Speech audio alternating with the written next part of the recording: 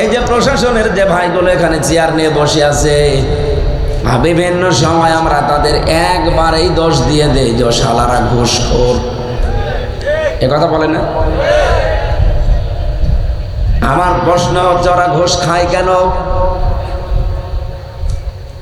একজনের বেতন মনে করেন 22,000 টাকা, তার মাথার উপরে তার মা আছে, বাবা আছে, স্ত্রী আছে, সন্তান আছে, আরো বিভিন্ন আত্মীয় স্বজন তারা আশা ভরসা করে আছে যে আমার ছেলে পুলিশ, আমার ভাই পুলিশ। ওরা মনে করে পুলিশ মানে কি জানো, বাম হাতের ইনকাম। যদি দেশে অনেকে করে 2,13,000-এর ওপরে এখন পুলিশ আছে এই দেশে। আমার যতটুকু বাস্তবতায় ধারণা 2 লাখই ভালো, 13,000 উল্টা পাল্টা আছে। এই 13,000-এর কারণে পুরা 2 লাখেরই বদনাম। আমার প্রথম প্রশ্ন ছিল তারা ঘুষ খায় কেন? এখান থেকে থানা কত দূর? 12 কিলো। এখানে যারা বসে আছে আপনি ওদের কাছে জিজ্ঞাসা করেন যে এই যে 12-24 কিলোমিটার যাওয়া আসা, এই অনুষ্ঠানটা পাহারা দেওয়া, ওনাদেরকে সরকার 1 টাকা এর জন্য দেয়নি।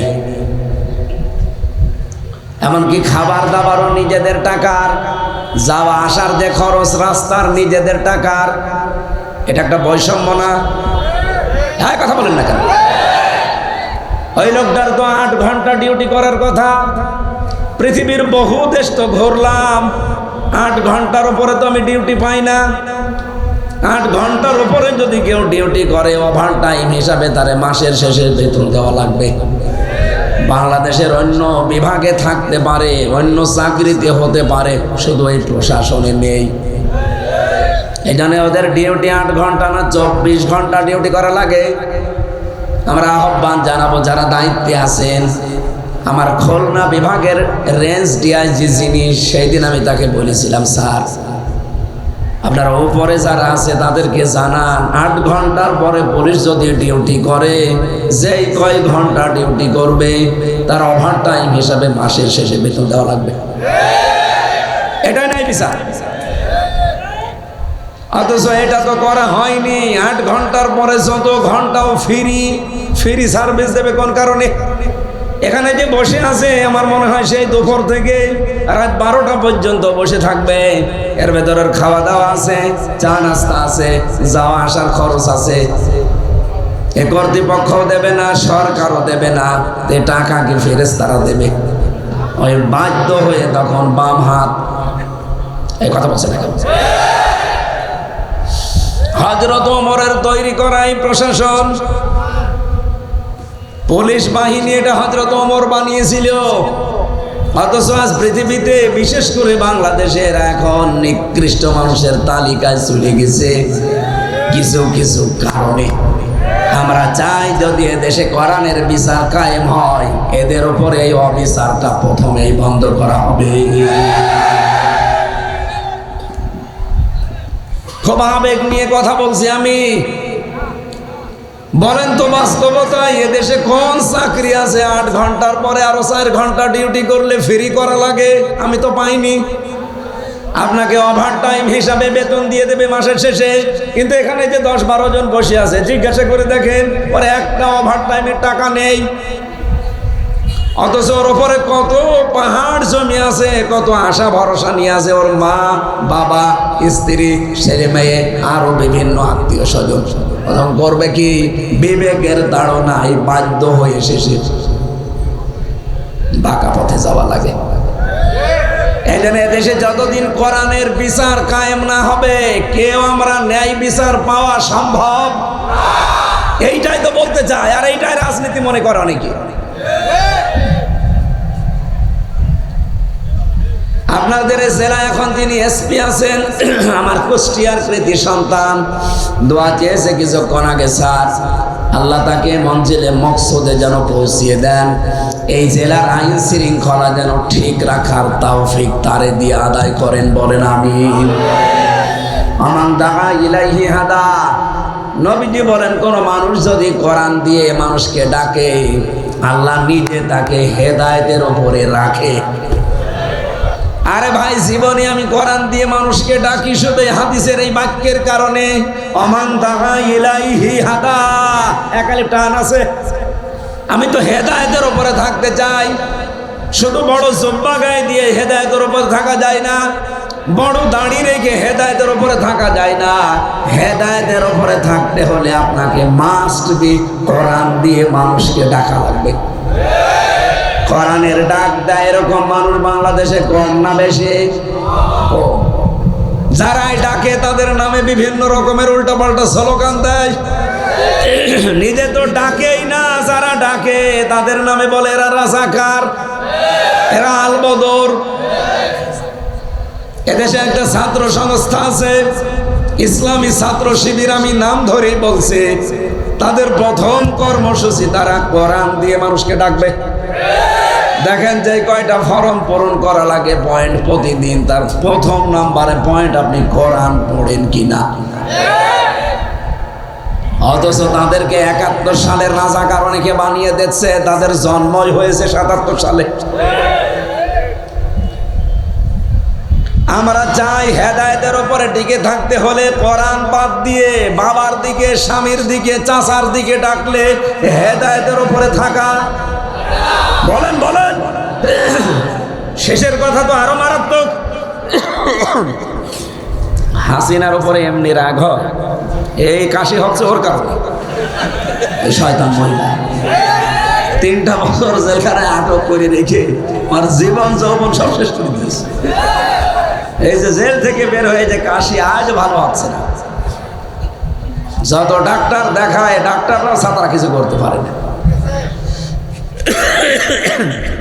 ও তো বসে আছে নকল স্বামীর কাছে। আমার তো অবস্থা ভালো না। এখানে এরকম নড়াচড়া করেন, কি সমস্যা কি আপনার? এইভাবে ক্লাস করেন না? শেষের কথাটা বলছে, খেয়াল করে শোনেন। ফাকাদ হুদিয়া ইলা সিরাতিম মুস্তাকিম। নবীজি বলেন, কেউ যদি কোরআন দিয়ে ডাকে তাকে তো আল্লাহ হেদায়েতের উপরে রাখবে। তুমি যদি সিরাতে মুস্তাকিম পেতে চাও, জান্নাতের পথ পেতে চাও, মাস্ট বি তোমাকে কোরআনের ডাকে সাড়া দেওয়া লাগবে। আমার প্রথম কথা কি ছিল? এই বাংলাদেশে আজ যারা বলে যে আমরা হক্কানি পীর, আমরা হক্কানি আলেম, আমরা হক্কানি দল, আপনি দাবি করলে হবে? বলেন। ইমাম ইবনে তাইমিয়া রহমতুল্লাহ আলাইহি এই বক্তব্যের পরে তিনি দিয়েছেন, হক্কানি আলেম যদি আপনি দুনিয়াতে দেখতে চান 3 জায়গায় আপনাকে খোঁজ করা লাগবে। কয় জায়গায়? তিনি লিখেছেন, 1 নম্বরে যে মাটির নিচে তোমরা খোঁজ করো হক্কানি আলেম পাবে। বলেন তো ইমাম আবু হানিফা রহমতুল্লাহ আলাইহি উনি কি হক্কানি আলেম ছিলেন না? বলেন বলেন। কোথায় পাওয়া যাবে? ইমাম আবু হানিফা যেমন হক্কানি আলেম আমরা মনে করি, ওনারে পাওয়া যাবে মাটির নিচে। ইমাম বুখারী হক্কানি আলেম, ইমাম মালিক হক্কানি আলেম, পাওয়া যাবে কোথায়? উনি বলেন, 2 নম্বর হক্কানি আলেম যদি খুঁজতে চাও তাহলে জিহাদের ময়দানে খোঁজ করে দেখো। জিহাদের ময়দান মানেই শুধুমাত্র বোমা নিয়ে চলে যাচ্ছে এই লোকটাই না। আল্লাহর দ্বীন কায়েমের জন্য যে যেভাবে চেষ্টা চালাচ্ছে, ওই চেষ্টাটা কিভাবে আপনি চালাবেন আমার তেলাওয়াত কিন্তু আয়াতে আজকে আছে। আমরা আপনাদেরকে মেলে ধরবো ইনশাআল্লাহ কোরআন দিয়ে। জিহাদের ময়দানে যারা কাজ করে নবীজি বলেন এরা হক্কানি আলেম। 3 নম্বরে উনি বলেন হক্কানি আলেম পাওয়া যাবে জালেমের জেলখানায়। আপনি তামাম দুনিয়ার দিকে তাকিয়ে দেখেন, জালেমের জেলখানায় বহু আলেম এখন অন্ধকার প্রকোষ্ঠে, এমনকি সৌদি আরবে পর্যন্ত। আব্বাস মাদানি আজ প্রায় 34 বছর তিনি জেলখানায়। আপনাদের রংপুর বিভাগের কৃতি সন্তান শহীদ, কি জীবন্ত শহীদ যার নাম আমরা বলি এটিএম আজহারুল ইসলাম, 14 বছর লোকটা জেল খেটে আসলো। এদেশে বহু মানুষকে আমি দেখেছি জেলখানায় বিনা অপরাধে বিনা কারণে কিচ্ছু জানে না, শুধু হিংসার বশবর্তী হয়ে অন্ধকারে পড়ে আছে। আগামী থেকে একটা ব্যবস্থা এদেশে করলে এই মিথ্যা মামলা এবং মিথ্যা সাক্ষী বন্ধ হয়ে যাবে। কাউকে যদি কেউ মামলা দেয় ওটা বিচার ব্যবস্থায় যাবে, যদি প্রমাণ না হয়, যদি বেকসুর খালাস পেয়ে যায় তাহলে লোকটা নির্দোষ। তাহলে যেই লোকটা মামলা দিয়েছে, সাক্ষী দিয়েছে, মামলার আয়ু যারা ছিল, এ সবগুলোকে বিচারের আওতায় নিয়ে আসা লাগবে। তাহলে এমনি মিথ্যা মামলা মিথ্যা সাক্ষী বন্ধ হয়ে যাবে। আমি নিজে তো ভিকটিম, 3 বছর জেলে থাকাকালীন আমি দেখেছি যারা আমার রিমান্ডে নিত ওরা নিজেরাই আমার কাছে বসে বলতো, হুজুর কিচ্ছু করার নেই, আপনার কোনো দোষ নেই, আমরা জানি, কিন্তু উপরওয়ালার নির্দেশ। আগামীতে এই ব্যবস্থা থাকবে না ইনশাআল্লাহ। প্রশাসন চলবে তাদের আইজির কথা মতো। কোনো নেতা খেতা কোনো নেত্রীর কথায় তাদের চলার দরকার নেই। তারা যদি তাদের যে আইজি আছে তার কথা মতো চলতে পারে, এই দেশটা একদিনে ঠান্ডা বানিয়ে ফেলবে। তাদের ইচ্ছাও আছে, সদিচ্ছাও আছে, কিন্তু পারে না, কিছু শয়তান মার্কা নেতা আর খেতার কারণে। এগুলো সামনে আর চলবে না। কথা বলেন না কেন? আমরা চলতে দেব না এই নিয়ম। সুতরাং হক্কানি হক্কানি বলে যারা চিল্লান, এদেশের মানুষ কিন্তু এখন বুঝে ফেলেছে, এটা রেকর্ড হচ্ছে, সারা দুনিয়া চলছে।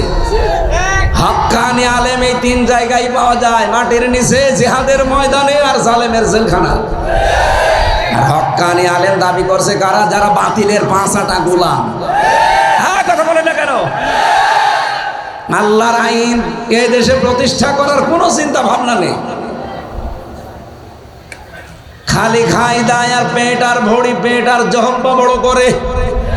হক্কানি আলেম বলে যারা দাবি করছে, আমরা দেশে তো দেখি এত বড় বড় জহব্বা হয়, পেট হয়, মহিলারা লজ্জা পায় যে আল্লাহ ছেলে মেয়ে হয় আমাদের, পেট হয় এই সন্তানের। সুতরাং আমি এমনি ওরা ফানা এলাকা দিকরাকে দোয়া করি নাই। এখানে যারা আলেম বসে আছে আল্লাহ যেন হক্কানি আলেম হিসাবে কবুল করেন, বলেন আমিন। দরুদ আর সালাম পড়ছি আমাদের নবী, মানবতার মহান শিক্ষক। এই যে মাস চলছে 30 তারিখ, আজকে রবিউল আউয়ালের চলে গেল, এ আবার আসে কিনা 1 বছর পরে আমাদের জীবনে আল্লাহ ভালো জানে। কিন্তু যে উদ্দেশ্য নিয়ে রবিউল আউয়াল এসেছিল আমরা কিন্তু কিছুই নিতে পারিনি। আমরা নিয়েছি, রংপুর বিভাগের মানুষেরা কি নিয়েছে? ইয়া নবী সালাম, আরম্ভ হয়েছে, এটা নিয়েছে। এরপরে খিচুড়ি আর জিলাপি নিয়েছে। 1 বছর পরে রবিউল আউয়াল আসে শুধু এইটার জন্যে না। বিশ্বনবীকে আল্লাহ এই মাসে কেন পাঠিয়েছিলেন? আর মাস ছিল না বলেন? এখনো তো 12টা মাস পড়ে আছে। শুহুরি ইনদাল্লাহি 12 শাহরান ফি কিতাবিল্লাহ ইয়াওমা খালাকাস সামাওয়াতি ওয়াল আরদা মিনহা আরবাআতুন হুরুম। সূরা তাওবার ভেতরে এসেছে, আল্লাহ পাক বলেন আসমান আর জমিন আমি যেই দিন তৈরি করি ওই দিন আমার কিতাবের ভেতরে 12টা মাসের নাম আমি লিখে দিয়েছিলাম। তার ভেতরে রবিউল আউয়াল ছিল না? ছিল না? এখনো তো 11 মাস আছে, যেখানে তো দিলেন না, রবিউল আউয়ালে পাঠালেন কেন?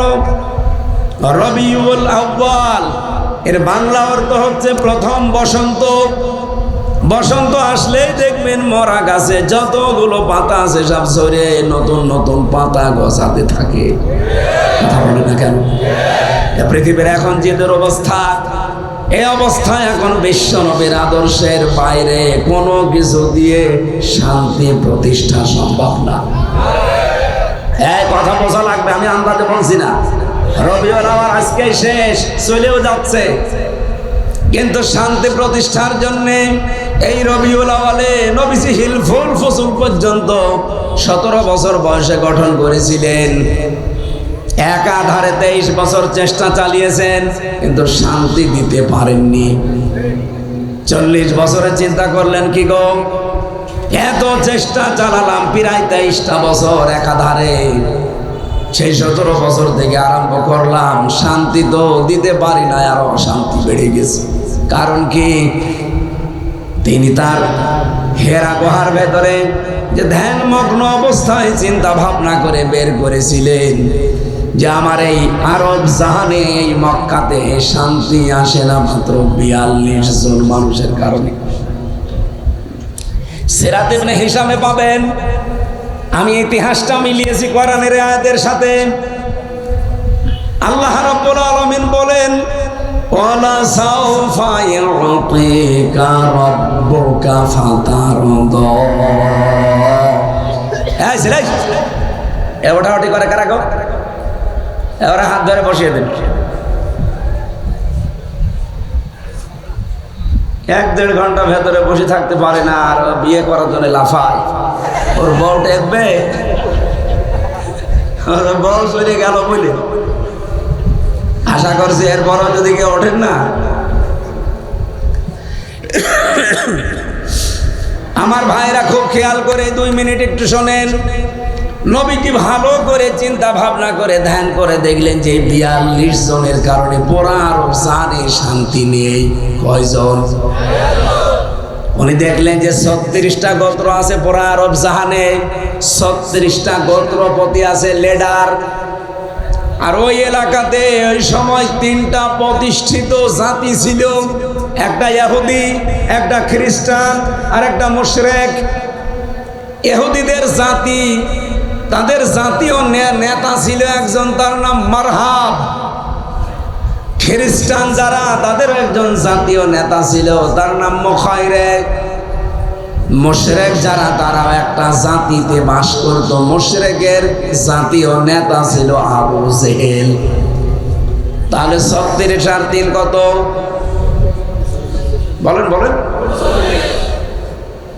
ওই দেশে জাতীয় নেত্রী ছিল 3 জন। আবু জেহেলের স্ত্রী নাকেরা জাতীয় নেত্রী, আবু লাহাবের স্ত্রী উম্মে জামিল, এটাও জাতীয় নেত্রী, আবু সুফিয়ানের স্ত্রী হিন্দা, এটাও জাতীয় নেত্রী। 39 আর 3।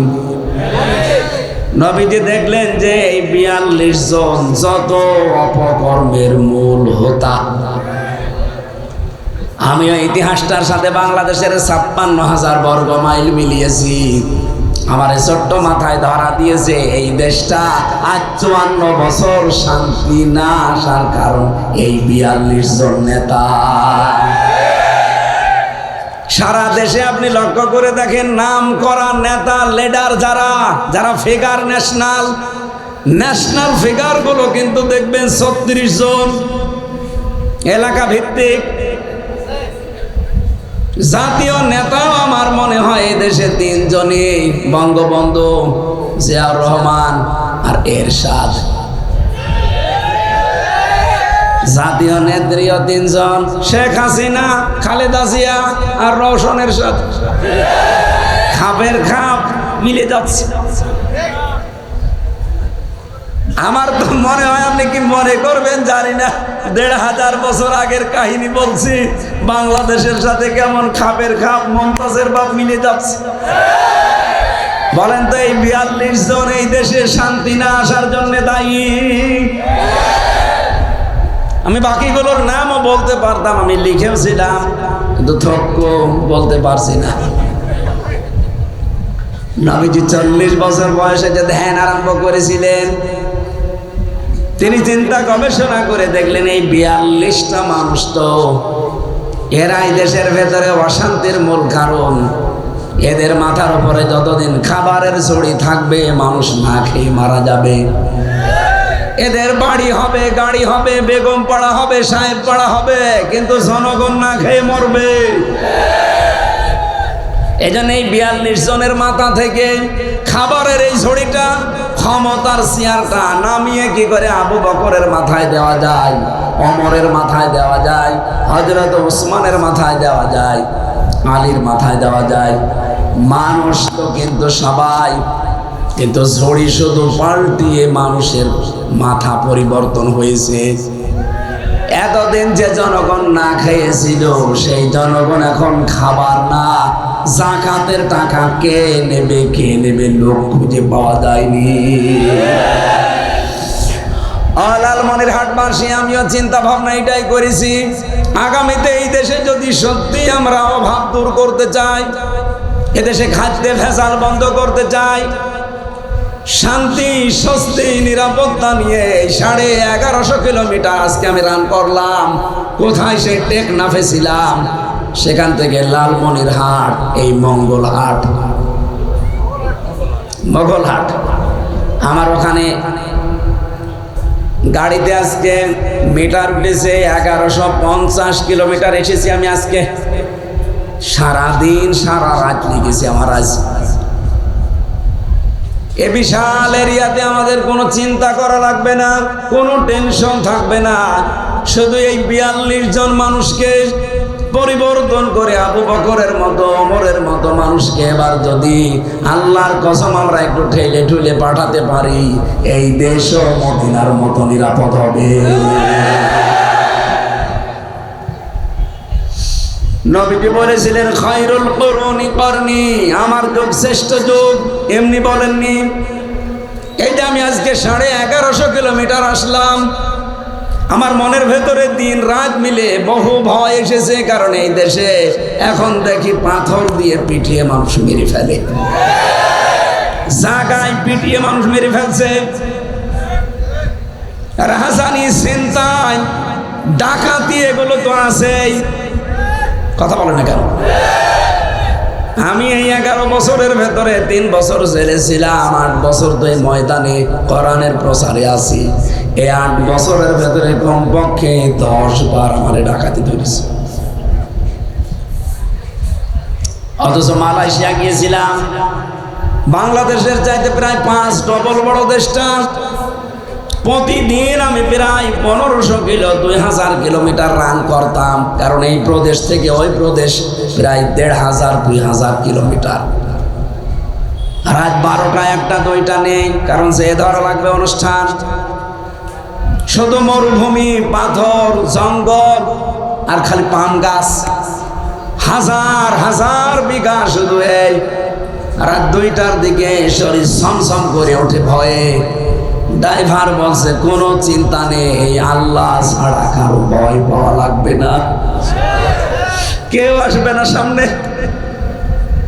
অথচ 50, 60, 70 কিলোমিটার চলে যাচ্ছে, মরুভূমি, কোনো কিচ্ছু নেই, শুধু পাম গাছ দিয়ে ভরা। মনে হচ্ছে কে যেন এসে পড়বে। ড্রাইভার ভয় দিয়ে বলছে, ওই দেশের ড্রাইভার, যে কোনো ভয় নেই মাওলানা, আল্লাহ ছাড়া কাউকে ভয় করার দরকার নেই, কেউ আসবে না। ও ভাই, আমরা তো এরকম একটা দেশ চাই। কথা বলেন না কেন?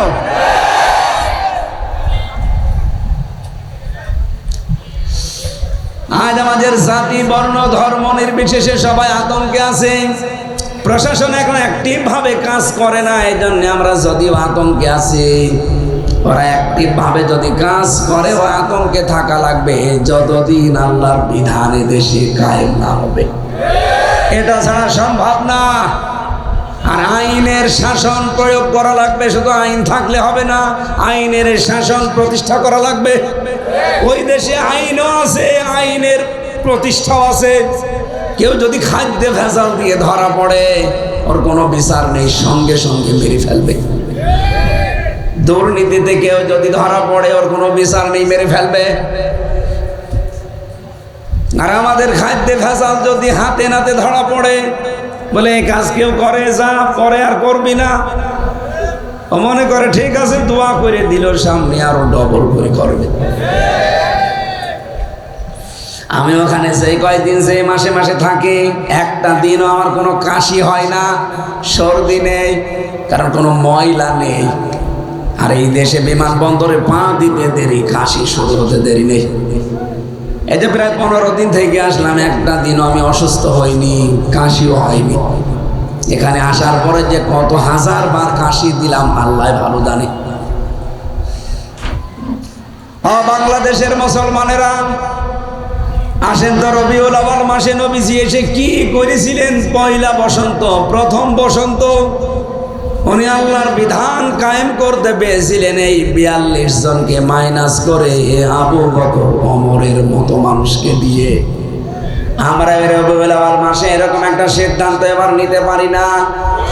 যারা পরীক্ষিত, যাদের চরিত্রে কোনো দাগ নেই, যে মানুষগুলো দুর্নীতি করে না, যারা সম্পদের পাহাড় তৈরি করে না, এর চাইতে কি পরীক্ষা দেওয়া লাগবে আপনাদের কাছে? আপনারাই বলেন তো।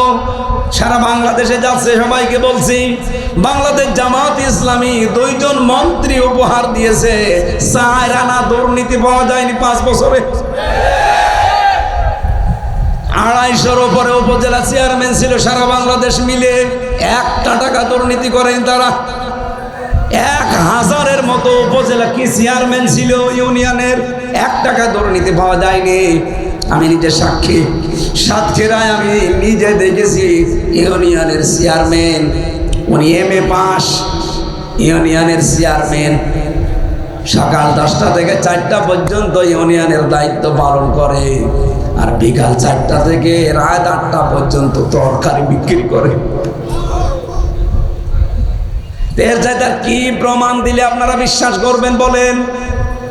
আমার মনে হয় আর কিছু দেওয়ার কায়দা নেই। এর চাইতে যদি বেশি ভালো মানুষ পেতে চান তো ফেরেশতা জিবরাইল লাগবে। কি কথা বলেন না কেন? তারা কোথায় পাবেন আপনি? আর যারা বারবার দুর্নীতিতে চ্যাম্পিয়ন হবে, আপনি যদি আবার তাদের দিকে ঝোঁকেন, আল্লাহর কসম এদের সামনে জীবনও নিরাপত্তার চাদরে ঢাকতে পারবেন না। এখন যেমন মানুষ পাথর দিয়ে মেরে ফেলে, রক কেটে দেয়, গলা কেটে দেয়, এর চাইতেও ভয়ঙ্কর অবস্থা সামনে আসবে। এই জন্য আশা করছি নবীজি এই রবিউল আউয়ালে যা করেছিলেন, আপনি নবীর উম্মত হিসাবে তাই করেন, তাহলে প্রথম বসন্ত আবার এদেশে আসবে ইনশাআল্লাহ। আমার তেলাওয়াতকৃত আয়াত ছিল সূরা মায়েদা 35 নম্বর আয়াত। আমার আলোচনার বিষয় আজকে ওসিলা। কি বললাম? এই শব্দটা নিয়েও ভারী ঝামেলা আছে, এ বিশেষ করে বাংলাদেশ আর ভারতে। এই ওসিলা নিয়ে যত ভেজাল লাগায় বিভিন্ন দরবার থেকে, কথা বলে না কেন? আমরা আজকে নিরসন করবো এই শব্দটা। ওসিলা বলতে আমরা 2টা জিনিস পেয়েছি তাফসিরে। 1 নম্বরে নেক আমল, 2 নম্বরে নবীর সম্মান। ওই যে আজানের পরে একটা দোয়া পড়ে না, ওয়াবতাগু ইলাইহিল ওসিলা। আসেন আমরা তেলাওয়াতকৃত আয়াতের তাফসীর আকারে কথা বলি। এই না, যাক যাক, ছোট মানুষ।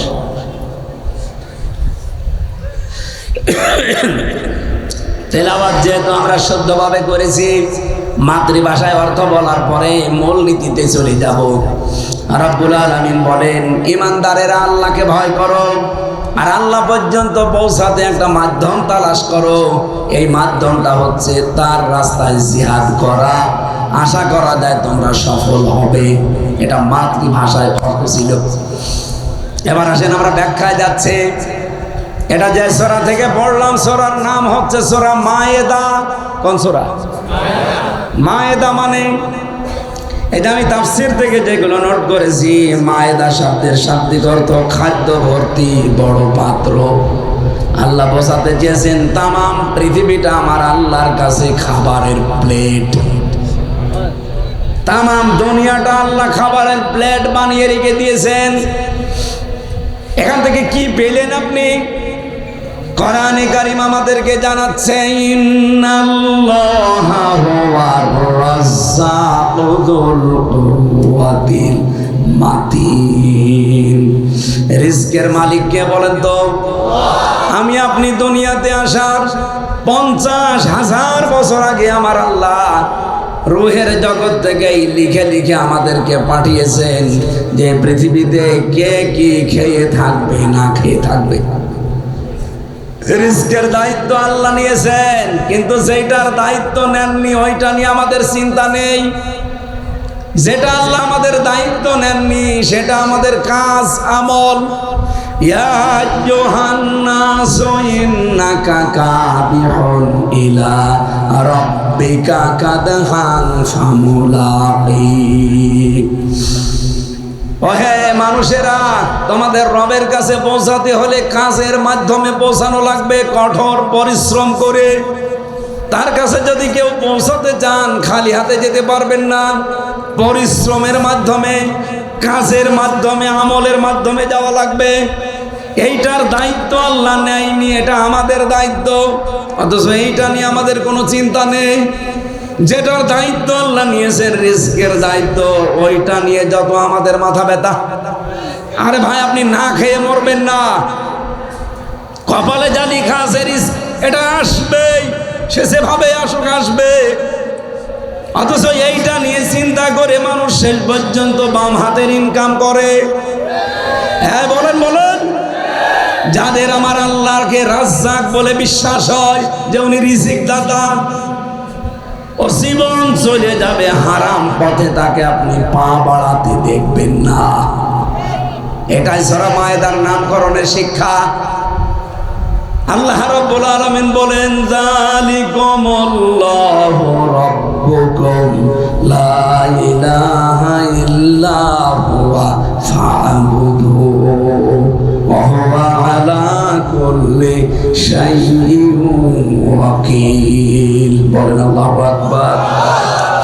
তিনি সেই রব, এই যে সকালবেলা পাখিগুলো খালি পেটে বের করে দেয়, সন্ধ্যাবেলা যখন বাড়িতে আসে একটা পাখিও তার খালি পেটে বাসায় ঢোকে না। অথচ তাদের কোনো মওজুদ করা খাবার পৃথিবীতে। রাজ্জাক তারা আল্লাহকে মানে, এতটুকু বিশ্বাস করার কারণে তারা যদি না খেয়ে থাকে, তারা যদি পেট উদর করে ভর্তি করে বাসায় আসতে পারে, কি হয়েছে আমাদের? কেন বাম হাতের ইনকাম করা লাগবে? কেন অবৈধ পথে যাওয়া লাগবে? কেন হারাম ইনকাম করে নিজের শরীরকে জাহান্নামী বানানো লাগবে? বলেন। আপনি সূরা মায়েদার তাফসীর শোনার জন্য বসেছেন, অথচ এখনো সিদ্ধান্ত পরিবর্তন করতে পারলেন না। এক্ষণ পাল্টান, জীবন চলে যাক, আমার যেটা লিখিত আছে এর বাইরে তো আমার কিছু হবে না। কোন কারণে আমি অবৈধ জিনিস ইনকাম করে আমার জাহান্নাম কামাই করব? আর আমি যা করছি এত তো আমার লাগে না, এত উপায় করে আমার নিজের জন্য তো এত লাগে না। যাদের জন্য করছি ওরা তো একটাও ভাগ নেবে না। কথা বলেন না কেন? আপনি যদি আজকে এই বাড়ি যেয়ে বলেন স্ত্রীকে, দেখো আমি যে সুদ খাই, এলাকায় আমি টাকা ছেড়ে রাখি, টাকা আসে, এত টাকা তো আমার লাগে না, এটা তোমাদের জন্য করি, তোমাদের আরাম আয়েশের জন্য, সুখে শান্তিতে থাকার জন্য। সুতরাং গনা তো সুদ খেলে হয়, এটা আমি জানি। এই গনার ভাগ তোমারে নেওয়া লাগবে। আমার মনে হয় পৃথিবীর কোনো স্ত্রী এটার ভাগ নিতে রাজি হবে না। আপনি আজকে যে বলে দেখেন তো নেয় কিনা। অথচ গনা কিন্তু হচ্ছে, আপনিও জানেন ও বউ জানে, এ ভাগটা নিতে সে রাজি না। অথচ তার সুখের জন্য আপনি এই গনাটা দেদারসে করে যাচ্ছেন। কিয়ামতের দিনও সে আপনাকে চিনবে না। কিয়ামতের দিন কোন স্বামী যদি তার স্ত্রীর কাছে বলে আমি তোমার স্বামী ছিলাম, ও বলবে দুনিয়ায় আমার বিয়েই হয়নি, স্বামী পাবো কোথায়? কোরআনে কারীম আমাদেরকে সতর্কবাণী দিচ্ছে, ফাইদা নফিখা ফিস সূরি ফালা আনসাবা বাইনাহুম ইয়াওমাইযিন ওয়ালা ইয়াতাসালুন। যেদিন সিংহায় ফৎকার দেওয়া হবে, যত রকমের সম্পর্ক আছে আল্লাহ বলেন সব কাট হয়ে যাবে। আত্মীয়তার সম্পর্ক বলেন, রক্তের সম্পর্ক বলেন, দলের সম্পর্ক বলেন, যত রকমের সম্পর্ক দুনিয়ায় আল্লাহ বলেন সব কাট। নসবের বহু বছর সব, একটা সম্পর্ক বাকি থাকবে না। ইয়াউমাইযিন ওয়ালা ইয়াতাসালুন। এমনকি আপনার যে ওটা বাবা, আপনি যে তার সন্তান, এই পরিচয়ও সে জিজ্ঞাসা করবে না। এইটাই দুনিয়া। আল্লাহ পাক আগেই দুনিয়া সম্পর্কে এত সচেতন করার পরেও যদি আমরা কেউ ধরা খেয়ে যাই, আমার মতো মফিজ দুনিয়ায় আর কেউ নেই। মফিজ বলা তো ঠিক না এই বিভাগের জন্য। সুতরাং এক্ষুনি সতর্ক হওয়া লাগবে। কোরআনে সূরা মুমিনুনের ভেতরে আছে এটা, 100 নম্বর আয়াতে আছে রব্বুল আলামিন বলেন সব সম্পর্ক যখন কাট হয়ে যাবে, ইয়াউমা ইয়াফিরুল মারু মিন আখি ওয়া উম্মিহি ওয়া আবি, মানুষ থেকে পালিয়ে যাবে তার নিজের মা বাবা স্ত্রী পুত্র ভাই ভক্তর নেতা খেতা আত্মীয় স্বজন যা আছে। এখানে আল্লাহ সিরিয়াল হিসাবে 8 জনের নাম দিয়েছেন। দুনিয়ায় বিপদে পড়লে মানুষ যার কাছে যায়, এগুলোই যদি পালায়, আপনি যার ভরসায় এতদিন বসে আছেন যে আমার একটা বাবা আছে, পীর বাবা, দয়াল বাবা, উনি বাঁচাবে, আল্লাহর কসম সে বলবে আমি পীরই ছিলাম না। আপনার মা যদি বলে যে আমার বিয়ে হয়নি, সন্তান পাবো কোথায়? আপনার বাবা যদি বলে আমি বিয়েই করি নাই, ছেলে পাবো কোথায়? বলেন তো, পীর সাহেব কথা বলতে পারে না যে আমি মুরিদ পাবো কোথায়, আমি তো পীরই ছিলাম না, কথা বলতে পারে না? আল্লাহ রাব্বুল আলামিন সতর্কবাণী উচ্চারণ করেছেন ইমানদারকে বেশি, কারণ অন্যান্য যারা আছে তারা আমার আল্লাহর দুশমনের ভেতরে, কিন্তু ইমানদার যারা আল্লাহু ওয়ালিয়ুল্লাযিনা আমানু, ইমান যারা দুনিয়ায় আনে, বলেন আল্লাহ এই মানুষগুলো আমার বন্ধু হয়ে যায়। সুতরাং আল্লাহর বন্ধু বান্ধবী যারা এখানে আছেন তাদেরকে বলছি, ডাক দিয়ে বললেন ইত্তাকুল্লাহ, আমি আল্লাহকে ভয় করো। এখন আপনি ভয় করবেন কি করে? আমার মনে হয় এই ব্যাখ্যা আপনি আজও শুনেছেন কিনা আমার জানা নেই। আমি কয়েকদিন আগে মালয়েশিয়াতে ছিলাম, ইসলামিক ইন্টারন্যাশনাল ভার্সিটি, যেটা ওখান থেকে একটা সেমিনার থেকে এই তথ্যগুলো পেয়েছি। এর আগে আমি বহু তাফসির পড়েছি, কিন্তু এইগুলো আমার জানা ছিল না। আমি ডেলিভারি দিচ্ছি, দেখেন তো, আল্লাহ বলেন ইত্তাকুল্লাহ, আমি আল্লাহকে ভয় করো। এখন ভয় করবেন কি করে? আল্লাহকে কেউ যদি ভয় করতে যায় তার 6টা প্রক্রিয়া আছে। কয়টা? এদিকে তাকান, খুব ভালো করে শুনবেন। আপনি আল্লাহকে ভয় করছেন কিনা, মাধ্যম হিসাবে, প্রক্রিয়া হিসাবে এই 6টা বিষয় আপনাকে মেনে নেওয়া লাগবে। যদি আপনার ভেতরে থাকে তাহলে আপনি বুঝবেন এবং বিশ্বাস করবেন যে আমি আল্লাহকে ভয় করছি। 1 নম্বরে আপনাকে হকের অনুসন্ধান করা লাগবে। আপনি হক তালাশ করবেন। আমাদের জাতির পিতা হযরত ইব্রাহিম যেমন তালাশ করেছিলেন হক কোথায় আছে, সত্য কোথায় আছে, উনি কি তালাশ করেছিলেন না করেন নাই? কখনো তারকা দেখে, কখনো চন্দ্র দেখে, কখনো সূর্য দেখে। আল্লাহ বলেন যেইটাই দেখে ও বলেছে এইটাই আমার রব। সর্বশেষ বলেছিল ফালাম্মা রা'আশ-শামসা বাযিগাতান ক্বালা হাযা রাব্বি হাযা আকবার। কিন্তু এই চন্দ্র সূর্য যখন ডুবে গেল, উনি বলছে যেটা ডুবে যায় ওটা আমি পছন্দ করি না। জাতির লোকদেরকে ডাক দিয়ে বললেন ইন্নী ওয়াজ্জাহাতু ওয়াজহিয়া লিল্লাযী ফাতারাস সামাওয়াতি ওয়াল আরদা হানিফা ইলা আখিরি আয়াত। আমার ভাইরা, আমাদেরকে, আমি বুজুর্গ মানুষ, আমি তাকওয়া অর্জন করতে চাই। এই প্রক্রিয়া ছাড়া পৃথিবীতে কোনো প্রক্রিয়া নেই। শুধু আমার মতো লম্বা জামা গায়ে দিলে, সুন্দর টুপি মাথায় দিলে, হাতে তসবিহ নিয়ে বড় দাড়ি রাখলে আপনি মুত্তাকি হয়ে গেছেন না। এই প্রক্রিয়াগুলো আপনাকে অনুসন্ধান করা লাগবে। 1 নাম্বার, আপনি হকের তালাশকারী হবেন। আপনি নিজেই বলেন তো, আপনি কি হক অনুসন্ধান করেন? যে যা বলে তাই তো বিশ্বাস করেন না। হক অনুসন্ধান করে জাতির পিতা যেমন পেয়েছিলেন, উনি হক তালাশ করে করে পেয়েছেন। আর আমরা এমন সন্তান, হক আমাদের চোখে আঙ্গুল দিয়ে দেখিয়ে দিলেও আমরা মেনে নিতে চাই না। 2 নম্বরে, হক যদি আপনি অনুসন্ধান করে পেয়ে যান, আপনাকে হক কবুল করা লাগবে। হযরতে বেলাল, হযরতে খবায়েব রাদিয়াল্লাহু তাআলা আনহুমা, তারা হক অনুসন্ধান করে যখন পেয়েছেন, কবুল করেছিলেন না ছেড়ে দিয়েছেন? আপনাকেও কবুল করতে আমি আহ্বান জানাচ্ছি। যদি মুত্তাকি হতে চান, যদি আল্লাহ ভীতি অর্জন করতে চান, 3 নম্বরে বেশি শুধু হক কবুল করলে হবে না, হক জানার পরে ওটা আপনাকে প্রচার করা লাগবে। কি কথা বলছেন? এইটা যারা করে আপনি তাদের জীবনের দিকে তাকান, তারা ফাঁসির দড়ি গলায় নিয়েছে, চিন্তা করে নাই। কারণ তারা জেনেছে আমি হক অনুসন্ধান করে পেয়েছি, হক আমি কবুল করেছি, এখন আমার দায়িত্ব বাড়লে গো আননি ওয়ালাওয়ায়া, একটা বাক্য জানা থাকলেও পৌঁছানো লাগবে। আজ বাংলাদেশে আমরা যারা হক পেয়েছি, সবাই যদি এভাবে প্রচার করা আরম্ভ করতাম, এদেশে হকের বিরুদ্ধে দাঁড়ানোর মতো মানুষ আমরা খুঁজে পেতাম না।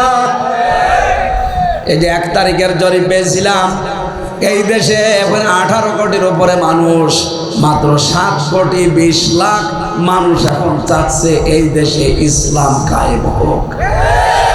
বাকি যারা আছে তারা চায় না কেন জানেন? তারা এখনো হক অনুসন্ধান করে নাই, তারা হক পেয়েছে কবুল করে নাই, হক দ্বারা প্রচার করতে রাজি না। তারা দুনিয়ার সন্তান, এই 7 কোটি 20 লাখ তারা যেভাবেই হোক তারা আখিরাতের সন্তান। আশা করছি এবার আখিরাতের সন্তানদের বিজয় আসবে। 4 নম্বরে বেশি হক প্রচার করলে হবে না, হকের ওপরে আপনাকে দৃঢ় থাকা লাগবে, টিকে থাকা লাগবে। যুগে যুগে যারা হক প্রচার করেছে তারা টিকে ছিল। আজ কত মানুষ দেখি বলে আমরা হক প্রচার করি, অথচ তারা হকের উপরে টিকে থাকতে গিয়ে শেষে বাতিলের পাছাটা গোলাম হয়ে যায়। হকের উপর টিকে থাকা অত সহজ না। ইন্নাল্লাযীনা ক্বালু রাব্বুনাল্লাহ সুম্মা ইসতাকামু, যারা বলে আল্লাহ আমাদের রবের উপরে টিকে থাকে, আল্লাহ তাদের একটা পুরস্কার দান করেন। তাতানাজ্জালু আলাইহিমুল মালায়েকা, তাদের আল্লাহ ফেরেশতা নাজিল করে সাহায্য করেন। এর বাস্তব প্রমাণ আমি দেখিয়েছি কয়েক বছর, বিশেষ করে গত বছর আমি রংপুরে বলেছিলাম, আমি বাস্তব প্রমাণ পেয়েছি যারা হকের উপরে টিকে থাকতে পারে আল্লাহ নিজে ফেরেশতা পাঠিয়ে সাহায্য করে। শহীদ মীর কাশেম আলী রহমতুল্লাহ আলাইহি কারারক্ষী আমারে নিজে বলছিল, মাওলানা এই শহীদ মীর কাশেম আলীর যেদিন ফাঁসি হবে ওই দিন আমি দায়িত্বে ছিলাম। মাগরিবের সময় যে বললাম যে স্যার রাত 10টায় একে আপনার ফাঁসি, মাত্র আর 3 ঘন্টা বাকি আছে, আপনি প্রস্তুতি নেন। উনি আমারে বলছে, এই কুতুব ভাই, কারারক্ষীর নাম কুতুবউদ্দিন, ও কুতুব ভাই 3 ঘন্টা অনেক সময়, আমি ঘুমিয়ে গেলাম, 2 ঘন্টা পরে আপনি আমারে ডেকে দেবেন। কুতুব আমারে নিজে বলছিল যে আমির হামজা ভাই মাত্র 3 ঘন্টা পরে যার ফাঁসি, 2 ঘন্টা দেখলাম ঘুমিয়ে গেল, ডাকলাম উঠলো, ওর ঘুম আসলো কি করে? অথচ তার ছেলে ব্যারিস্টার আরমান তখনও গুম হয়ে আছে আয়না ঘরে, কোথায় আছে কেউ জানে না। তার স্ত্রী হাসপাতালের বেডে কাতরাচ্ছে, তার দলীয় লোকজন হাজার হাজার লক্ষ লক্ষ পালিয়ে বেড়াচ্ছে, জেল খাটতেছে। তার কোটি কোটি টাকার ব্যবসা বাণিজ্য, বিশাল সাম্রাজ্য, এত কিছু থাকার পরেও লোকটার কোনো চিন্তা নেই। মাত্র 3 ঘন্টা পরে দুনিয়া থেকে বিদায় হয়ে যাবে। ও বলছে আমি ঘুমালাম, ঘুম থেকে ওঠার পরে দেখলাম উনি অজু গোসল করে 2 রাকাত নামাজ পড়লো। আমারে বলছে আমার সব কমপ্লিট। ফাঁসি যারে দেওয়া হয় জেলখানা আমি তো দেখেছি, তাদেরকে খাবার দাবার ভালো করে খাওয়ানো হয়। ওনার জন্য জেলার আর সোফার নিয়ে এসেছে, খাবার দই নিয়ে এসেছে।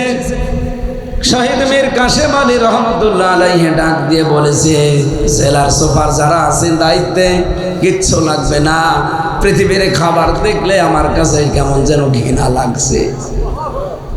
আপনারা আমার তাড়াতাড়ি নিয়ে চলেন। পোশাক আশাক পরে আতর লাগিয়ে মনে হচ্ছে জামাই শ্বশুর বাড়ি যাচ্ছে। অন্যান্য আমি বহু মানুষের ফাঁসি দেখেছি 3 বছরে। এর আগে যারা ফাঁসি দিয়েছে, শাহজাহান জল্লাদ, ও বলছে আমি 65টা ফাঁসি দিয়েছি। কিন্তু যতগুলো মানুষকে ফাঁসির আদেশ হয়, জেনারেল যারা তারা যেতে চায় না, জোর করে ধরে পেছনে হাত বেঁধে মুখের ওপরে কালো কাপড় দিয়ে বহু কষ্ট করে নিয়ে যাওয়া লাগে। অথচ এই লোকটারে আমি দেখলাম নিজের থেকে হেঁটে বলছে কাউকে ধরা লাগবে না, আপনারা আসেন আমার পেছনে পেছনে। কত ভাই ওই দিন আমাকে বলেছিল, হামজা ভাই ওনার ঘুম আসলো কি করে? মানে আপনি বসেননি, আমি বুঝে ফেলেছি। যারা ইন্নাল্লাযীনা ক্বালু রাব্বুনাল্লাহ, যারা সত্যি এ কথা বলতে পারে আল্লাহ তুমি আমাদের রব, কিন্তু এর উপরে টিকে থাকতে পারে যারা, কত মানুষই তো রব আল্লাহ বলে বিশ্বাস করে, মুখে স্বীকারও করে, কিন্তু টিকে থাকার বেলায় টাকার বান্ডিল পেলে বিক্রি হয়ে যায়। হ্যাঁ, কথা বলেন না কেন? মানে টিকে ছিলেন, এই জন্য তাতানাজ্জালু আলাইহিমুল মালাইকা, মালাকুন না মালাইকা। তাতানাজ্জালু এটা মোজারে, বর্তমান, ভবিষ্যৎ, প্রেজেন্ট, ফিউচার।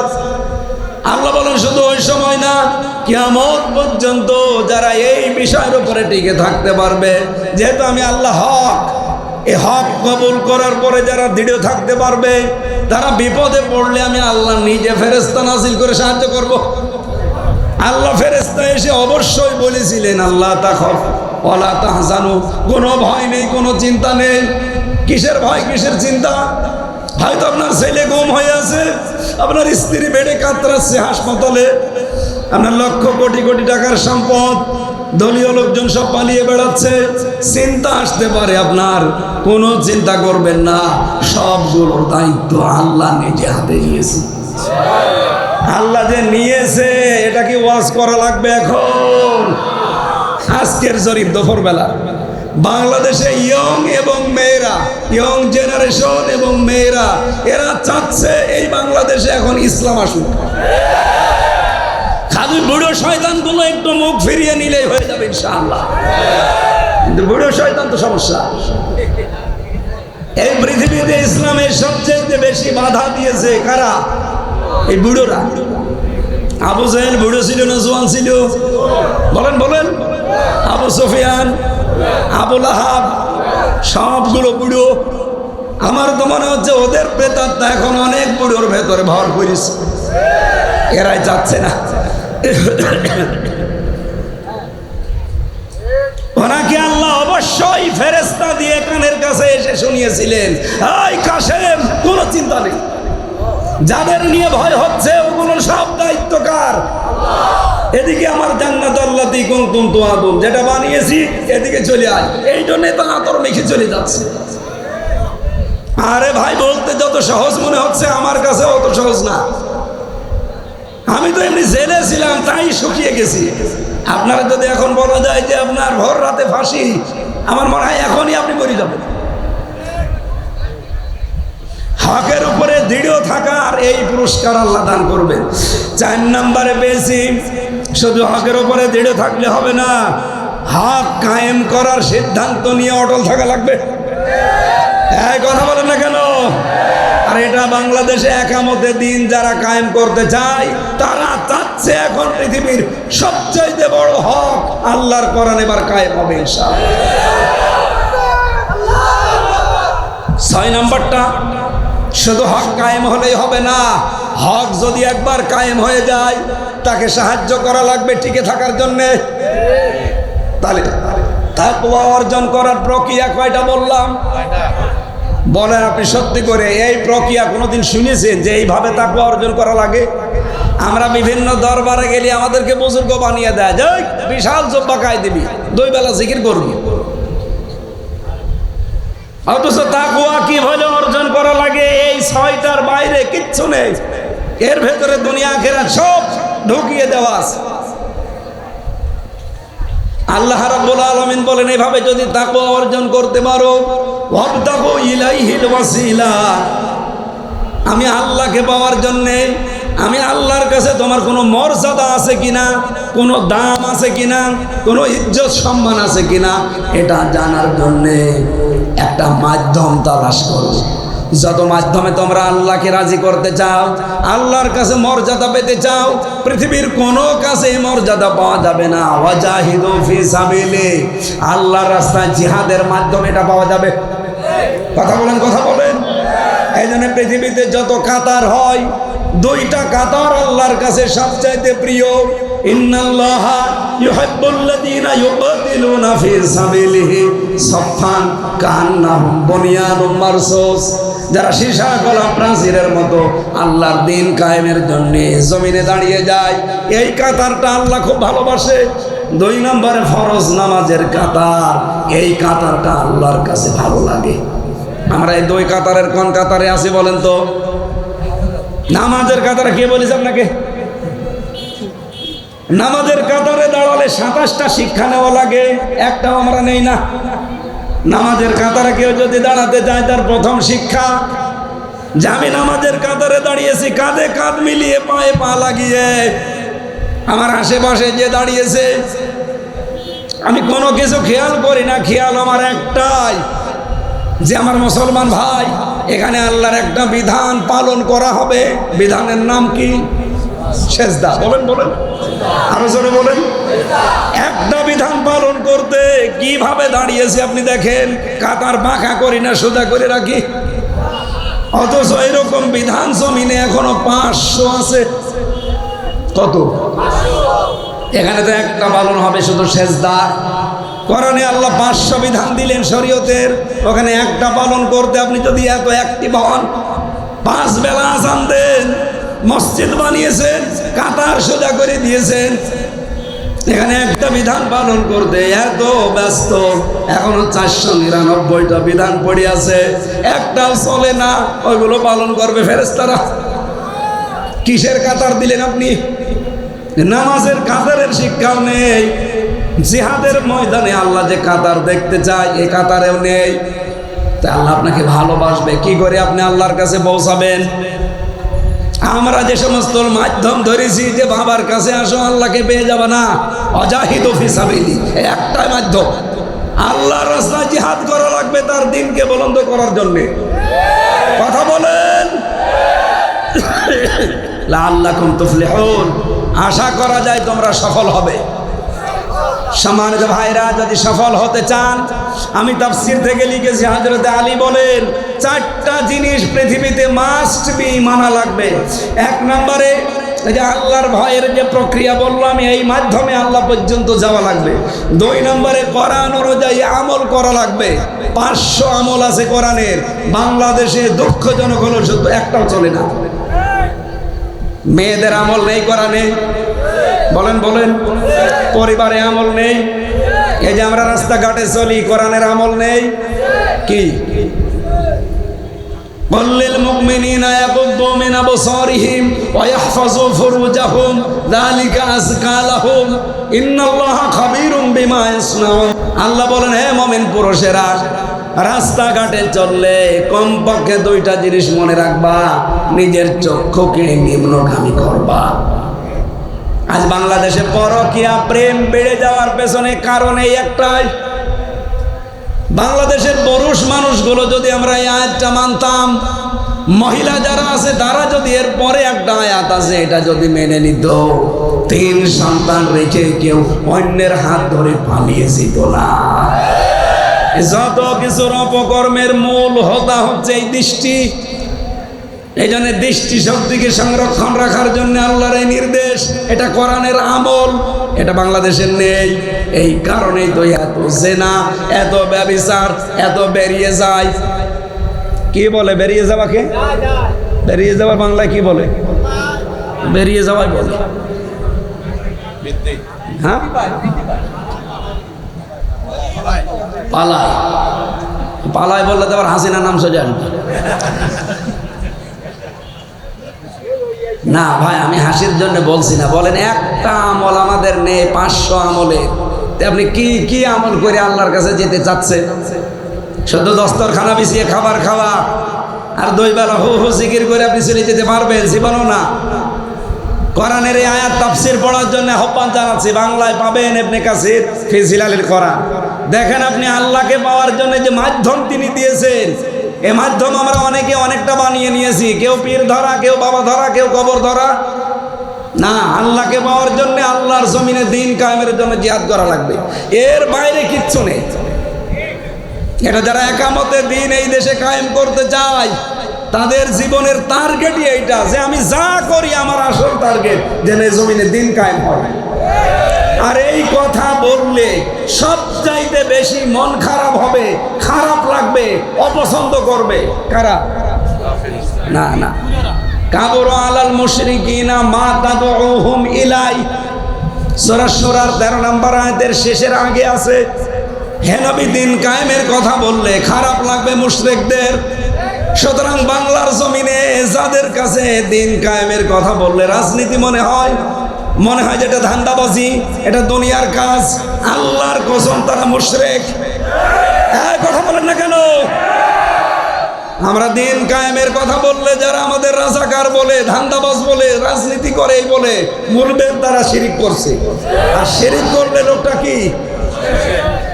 আপনি প্রশ্ন করতে পারেন, হ্যাঁ এত বড় আলেম উনি শিরিক করবে, ও তো টের পাচ্ছে না, না ওর কাছে খারাপ লাগবে কেন? দিন কায়েমের কথা শুনলে যদি খারাপ লাগে বিশ্বাস করবেন ও মুশরিক। এই ফতোয়া আমি বানালাম, সূরা সূরার আয়াত। দিন কায়েমের জন্য আল্লাহ কাকে মনোনীত করেন? আল্লাহু ইয়াজতাবি ইলাইহি মাইয়াশা ওয়া ইয়াহদি ইলাইহি মাইয়ুনিব। যে ব্যক্তি মন থেকে আল্লাহর দিকে ফিরে আসতে চায়, আল্লাহ বলেন আমি তাকে নির্বাচিত করি, মনোনীত করি, তাকে আমি পছন্দ করি, তাকে আমি এই রাস্তায় তুলে দেই। সুতরাং এই দেশে যে 7 কোটি 20 লাখ মানুষের নাম বলছি, যারা চাচ্ছে দেশে দিন কায়েম হোক, এই আয়াত অনুযায়ী আমি ডাইরেক্ট ফতোয়া দিতে পারি, এই 18 কোটি মানুষের ভেতরে এই 7 কোটি 20 লাখ মানুষকে আল্লাহ মনোনীত করেছেন। আপনি সেই মনোনীত হওয়ার তালিকায় আছেন কিনা বলেন?